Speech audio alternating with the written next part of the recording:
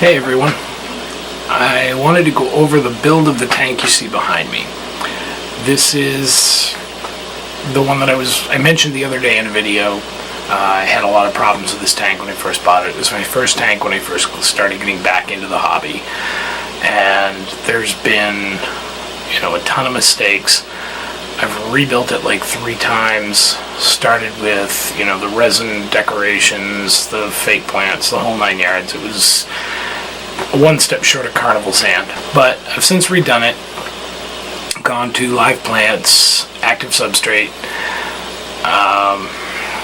It's going a lot better, and I think a lot of it's because of that. I'm still working on getting the tank mature and stabilized, but I used CaribSea enriched substrate. That's the black stuff over here on the side and over here in the corner. I mixed that with some inactives or inert substrate, and it took quite a bit of substrate to do what I wanted to do, because I kind of wanted to slope up this edge, kind of make it look like a hill. I've got Amazon swords in the tank. I've got Java moss in the tank. There is some S-repens in there. Not doing real great. That was a tissue culture. Most of it melted off. I've had to remove a lot of it. There is a little bit left, and it's still green, and it's been several months, so I'm hoping eventually that'll get established and at least start to grow so I can begin to cultivate my own. The fish are probably 80% different species of tetras. Black skirt tetras, red eye tetras, there's some fruit tetras, a couple of glowfish tetras. I've kind of changed my whole direction since I started. I got the first tank, I got excited, I just wanted fish. I didn't think much beyond that.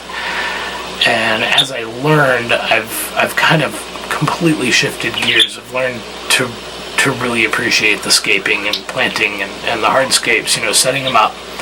I have a lot of fun with it. And this tank's got about 19 fish in it right now. 19, 20, somewhere in there. And I think there's room for a lot more. I could probably almost double that and still be well within the capacity of the tank. It's a 60-gallon tank. And, I think a bigger population would do fine. But I'm having a lot more fun getting the scape where I want it, and the more I fill the scape, the less I feel like I can add fish. So when it's all done, when it's mature and kind of where I want it to be, then I may add a few more. I don't know that I'd add a different species, because I don't know, I kind of want to stay with the tetras in this tank. I think in future tanks I might even be more species specific, 1 or 2 species, a few things that blend well. I do have other tanks. And they're all different, they're all set up different. I'll try to do videos on those as I go, but I wanted to start with this one because it was my first tank. So it's the longest, as far as being an active tank, it's the longest one I've had currently, but it's not my most mature because I've redone it several times. I'm still having a lot of problems with the algae. I need to adjust my lighting, the length of time that the tank's receiving highlight. I recently upgraded it so that I have CO2 in the tank, and I'm still playing with that, still learning how to adjust that properly. So I keep it pretty low. I don't know that I'm putting enough in the tank, but I guess I'm nervous about putting too much in the tank and gassing my fish. But by keeping it low, I think I'm kind of promoting the algae growth. So I need to find a balance with what's in there for plants and what I'm putting in for CO2.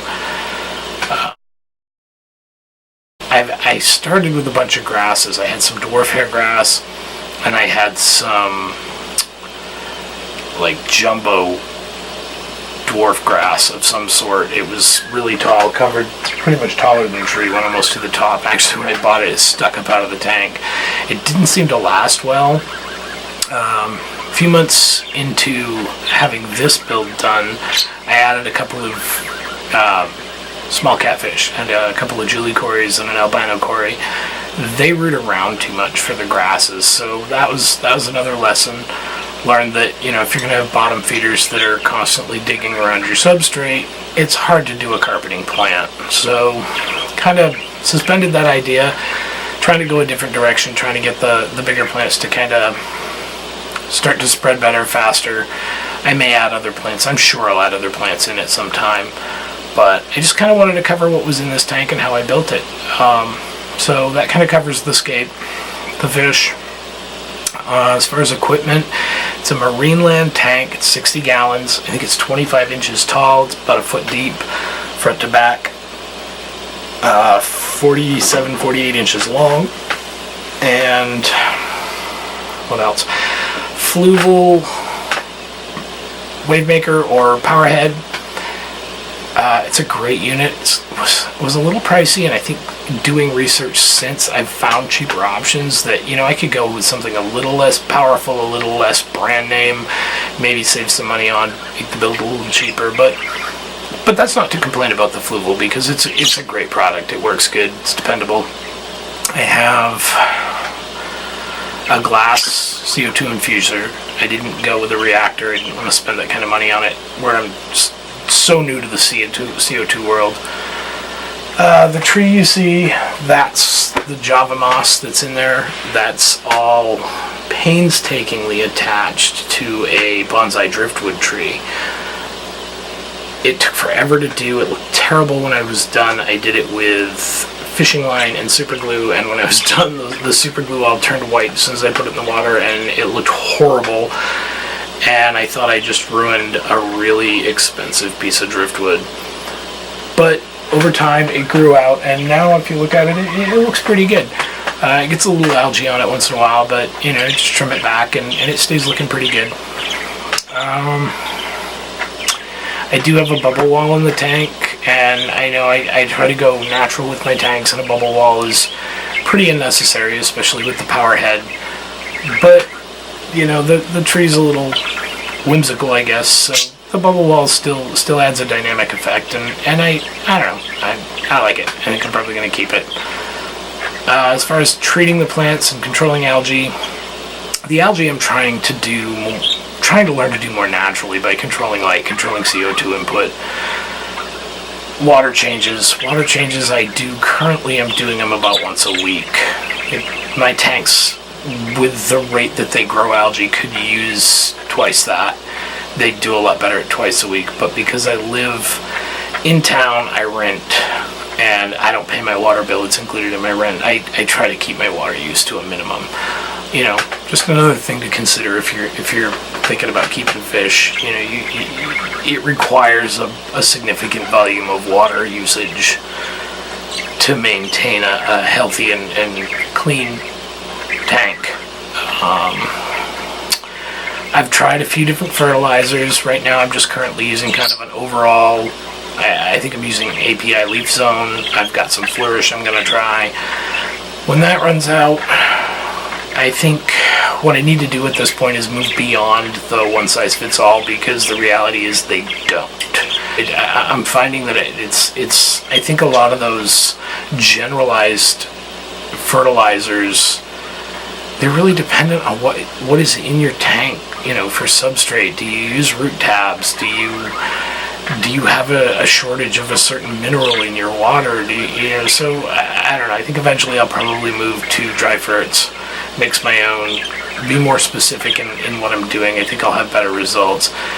It just feels like it's a little beyond me at this point. I've got some studying to do and some learning to do before I get there, so I'll keep you posted on that and let you know how that goes. I use a basic API water conditioner. I think it's a concentrated one, so, you know, it works, I guess. I don't know how well it works. I still wonder if my excessive algae problem has something to do with minerals in my water because of our water supply. But I don't really know, because I don't know. I don't really know. I guess I would have to have my water tested and find out specifically what's in there coming through my faucet. And you know, in reality, you'd probably have to test it again after you've treated it and see what's left over there to prove anything. So I've tried algae control drops, things like that. I don't know. I don't really. I feel like they don't work until you've used them to the point where they're not really good for your tank. You know, you almost have to overdose them, which they say not to do. So I haven't had the best of luck with those. I do have a tank that has green slime, or cyanobacteria, I believe is what it is, and I've watched a lot of reviews on YouTube about a specific product, and I can't think of the name of it off the top of my head, but if I'm thinking about trying it, and if that's successful, I think I'll do a review on it, and or at least let you guys know what the product is, where you can get it, what it costs, how well it worked for me. I've had a lot of problems with blackbeard algae in my tanks, but not until I bought some specific plants from a local fish store that were, unbeknownst to me, completely infested with it. I stored them in this tank until I set up the tank that I had bought them for, and everything was fine. And then I set up the new tank, I planted them in that tank, and a week later they exploded with blackbeard algae. A few weeks after that, I started seeing it in this tank, so I contaminated this tank without even realizing it. That was pretty unfortunate. I've used the hydrogen peroxide to kind of combat it. Been pretty successful with it in this tank. I think I got it before it got too far. I'm still fighting it in the other tank. As far as feeding the fish, I try to use a variety. I use flakes, I use bloodworms, I use shrimp pellets, I buy frozen brine shrimp. I just try to mix it up so that they're always getting something new, something different, keep their diet interesting. Do what I can to keep them happy. As far as keeping track of my water parameters, I do use test strips, but only, I guess you'd say, on the fly. I have the API Master Test Kit, which I think is really precise and really accurate. It's also time consuming, so I try to do, like, at least once a month I do the Master Test Kit. The rest of the time I stick a strip in, see if anything's way out of balance.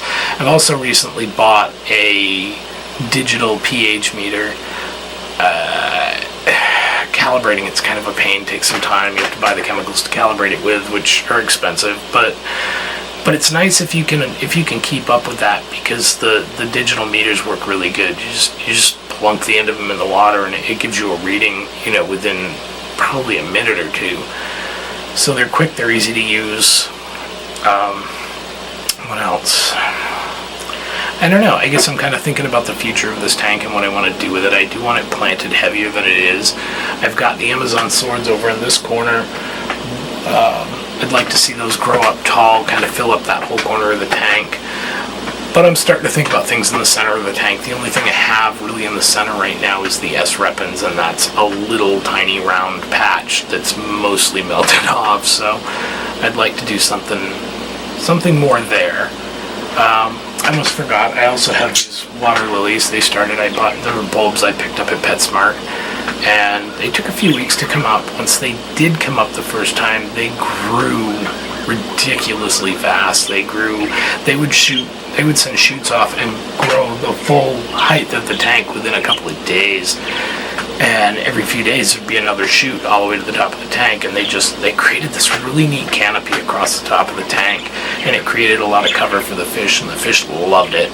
The problem is that I think all that fast growth, and at the time I didn't have really good substrate. I wasn't using root tabs at the time, which I am now, but I think it ran the plants out, and they just kind of, once they got filled out and looking really good, they all started melting off and rotting away. And it became a real nuisance to be coming home every day and picking rotten stems out of the tank. It was just time consuming and frustrating. And so when the bulbs came back this time, I just kind of clip off the stems as they start to shoot. And the base plant seems to have filled out better. The leaves are bigger, and I'm getting more reds. And I don't know. I like the vines, but can't make up my mind which way I want to do it. But for now, I'm just going to stick with this because the plants seem to be holding up better. So I know this wasn't real exciting because you didn't get to see the build of the tank. Currently, I don't have room to do a build, and I'd like to, but I need more space. My tanks, I'm kind of at capacity with what I have set up for tanks. I have several tanks that are sitting empty that I'm dying to do a setup on, but where I rent, I'm pretty sure my landlord would lose it if I was doing water changes on more than I already am. Plus, structurally, I'm on the ground floor, but it's not a concrete floor, so you can only put so much weight in somebody else's building and not know how secure it is. So I keep it limited. I was trying to think if there's anything else I should cover. I think that pretty well gives you the overall basics of what I did to create this tank. And you saw the clips at the beginning, kind of shows you what the tank looks like, what's in there for fish. I mentioned the tetras, but I didn't mention I have, I think, 3 tiger barbs. I have 1 platy. There's the Julie cories, the albino cory, and then the various tetras. I don't know what else I'd put in there. I don't know, I guess I'm open to suggestions. If anybody has anything that they think once this tank is mature, what would complement this tank well, leave a comment. I'd love to hear your input.